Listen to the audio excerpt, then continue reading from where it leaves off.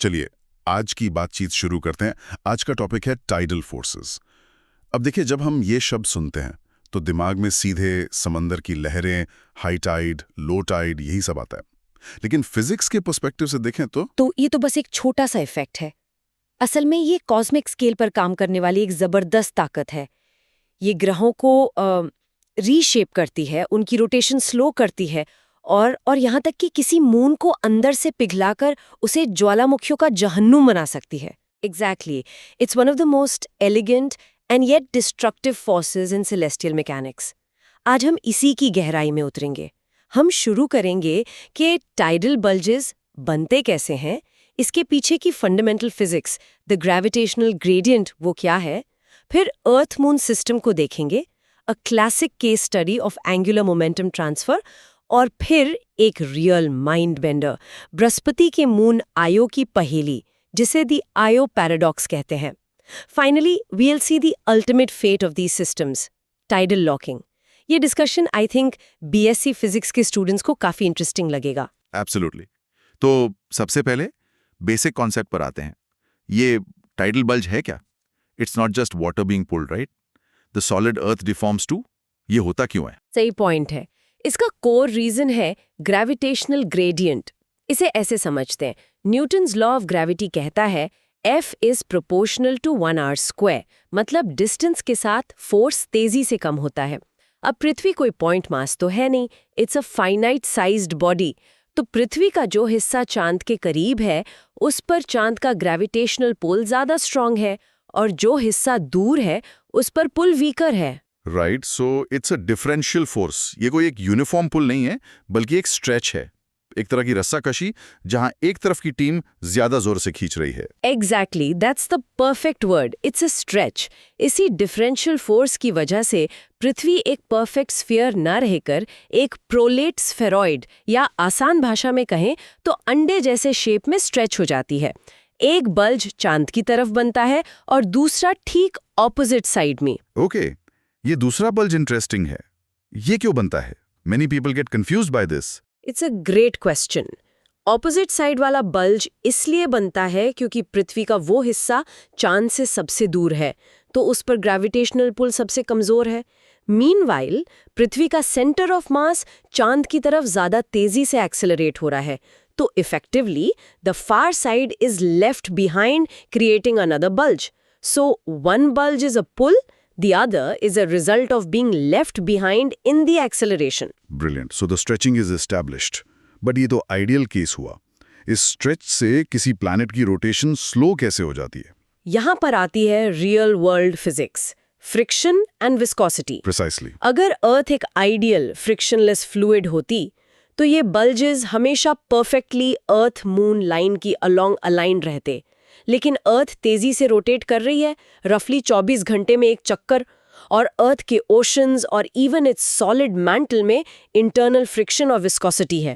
तो अर्थ के रोटेशन की वजह से ये बल्जेस भी उसके साथ घूमना चाहते हैं, लेकिन फ्रिक्शन की वजह से उनमें एक लैग आता है। और is it the other way around? It's slightly counter intuitive. Earth का रोटेशन बल्जेस को अपने साथ ड्रैग करके आगे ले जाता है, लेकिन मून का पुल उन्हें वापस अपनी तरफ खींचने की कोशिश करता है। इस खींचतान में बल्जेस मून के ठीक नीचे न होकर अर्थ के रोटेशन की डायरेक्शन में थोड़ी से आगे शिफ्ट हो जाते हैं। There is a misalignment. Okay, so the bulge is slightly ahead of the moon, और जैसे ही मिसअलाइनमेंट होता है, फिजिक्स में टॉर्क आ जाता है। एग्जैक्टली। अब मून का ग्रेविटी इस आगे निकले हुए बल्ज पर एक रिटार्डिंग फोर्स लगाता है, वो उसे वापस खींचता है। ये फोर्स अर्थ के रोटेशन के ऑपोजिट डायरेक्शन में एक टॉर्क पैदा करता है। इसी को हम कहते हैं टाइडल टॉर्क या टाइडल ब्रेकिंग। ये धीरे धीरे ओवर मिलियंस ऑफ इयर्स अर्थ के स्पिन को स्लो कर रहा है। Two way street, right? Absolutely. ये एंगुलर मोमेंटम कॉन्जर्वेशन का एक टेक्स्ट बुक एग्जाम्पल है। अर्थ मून सिस्टम एक आइसोलेटेड सिस्टम है, तो इसका टोटल एंगुलर मोमेंटम कंजर्व्ड रहना चाहिए। The total angular momentum has two main components, अर्थ का स्पिन एंगुलर मोमेंटम और मून का orbital angular momentum. एक मिनट, अगर टाइडल टॉक की वजह से अर्थ की रोटेशन स्लो हो रही है तो इसका मतलब अर्थ अपना स्पिन एंगुलर मोमेंटम लूज कर रही है। फिजिक्स का फंडामेंटल लॉ है कि मोमेंटम गायब नहीं हो सकता। So where is it going? And that's the crux of it. The angular momentum Earth loses is transferred to the Moon. It gets pumped into the Moon's orbital angular momentum. Wow, okay, so let me trace the logic here. अगर किसी satellite का orbital angular momentum बढ़ता है तो to conserve it its orbital radius has to increase. मतलब a higher orbit. तो चांद हमसे दूर जा रहा है। Exactly. And we've measured it with incredible precision using the lunar laser ranging experiments. Apollo astronauts ने मून पर रेट्रो रिफ्लेक्टर्स रखे थे। हम अर्थ से लेजर बीम भेजते हैं, वो रिफ्लेक्ट होके वापस आती है, and we measure the round trip time down to a few picoseconds. The data is undeniable. The moon is receding from us at a rate of about 3.8 centimeters per year. 3.8 centimeters a year. सुनने में लगता है कि ये क्या है, but you compound that over a billion years. That's a huge distance. Incredible. So, the other side of this transfer is our day getting longer. Yes. The direct consequence of Earth losing its spin angular momentum is a longer day. आंकड़े बताते हैं कि a day is getting longer by about 1.7 to 2.4 milliseconds per century. Again, a tiny number. But go back in time. Say 620 million years ago, a day on Earth was only about 21.9 hours long. That's a mind-bending thought. So dinosaurs lived on a planet with shorter days and would have seen a noticeably larger moon in the sky. ये सब सिर्फ gravity के differential पुल का नतीजा है।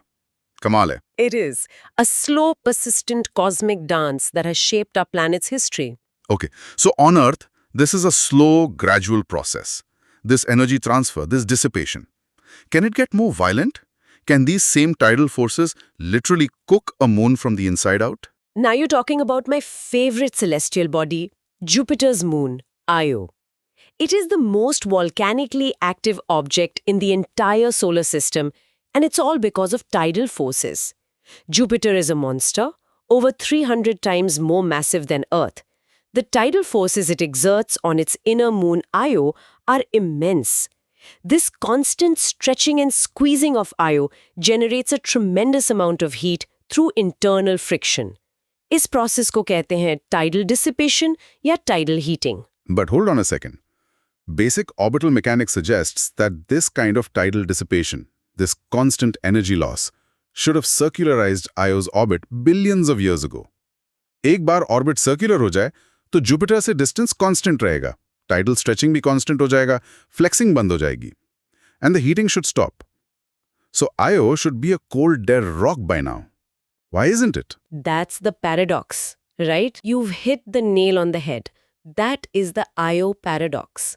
By all logic, its orbit should be circular. But it's not. It has a small but significant eccentricity. And the reason for that is its neighbors. Io is not alone. It's locked in a special configuration with the next two moons out, Europa and Ganymede. Ah, the Laplace resonance. I remember this from class. It's a kind of forced oscillation, isn't it? Exactly. It's a beautiful example of orbital resonance.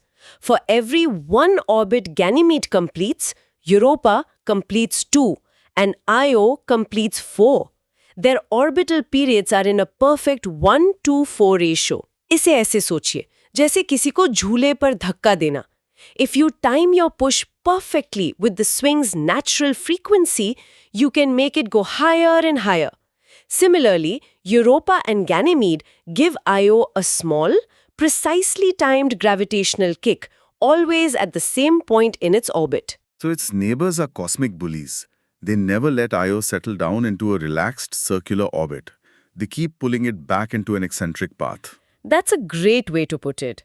This forced eccentricity is the key. Because the orbit is elliptical, Io's distance from Jupiter constantly changes. When it's closest, periapsis, the tidal bulge is huge. When it's farthest, apoapsis, the bulge shrinks. This constant flexing back and forth generates immense frictional heat inside Io. We're talking about a heat flow of over 2.5 watt per square on its surface. For comparison, Earth's internal heat flow, जो mostly from radioactive decay है, is about 0.08 watt per square. Oh, that's a staggering difference. So Io's volcanoes are not powered by radioactivity, but by pure mechanical energy being converted into heat. Jupiter's literally kneading it like dough. Its interior, creating a magma ocean beneath the crust.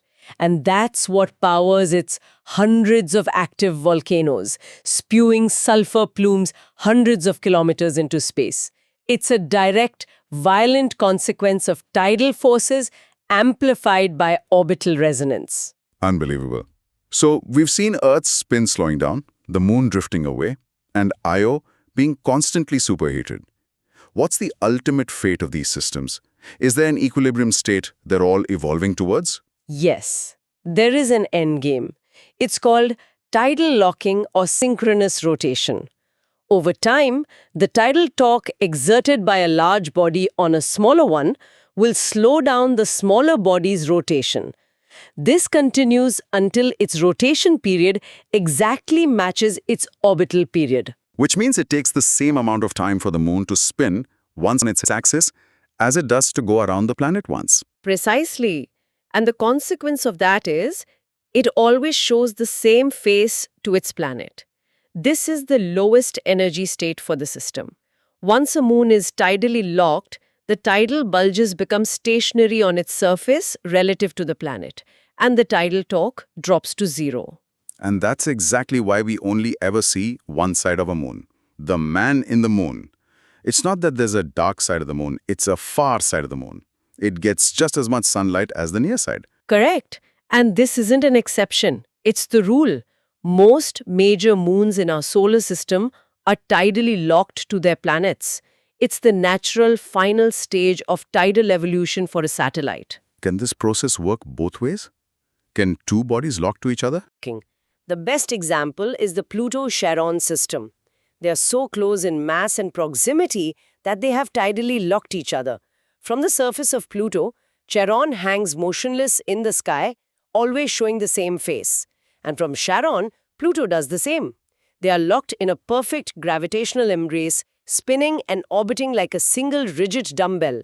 So, from the gentle tides in our oceans, to the slowing of Earth's day, to the volcanic fury of Io, and finally to the silent, locked dance of Pluto and Charon, it's all governed by the same fundamental physics of gravitational gradients and energy dissipation. Indeed, and these principles are universal.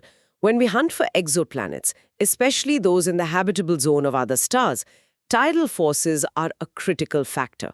A planet orbiting a red dwarf star, for instance, would need to be very close to stay warm enough for liquid water, but at that distance, it would almost certainly be tidally locked. Meaning one side would be perpetually scorched and the other frozen solid.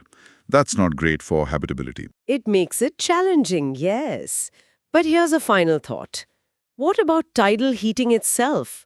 We see it creating hell on Io. But could that same internal heat source sustain a liquid water ocean beneath the icy shell of a moon like Europa? Or an exomoon orbiting a gas giant far from its star's warmth? It forces us to wonder, could the most promising abodes for life in the cosmos not be warmed by their sun, but by the relentless gravitational dance with their neighbors? The search for life might not just be a search for light, but also for the effects of gravity itself.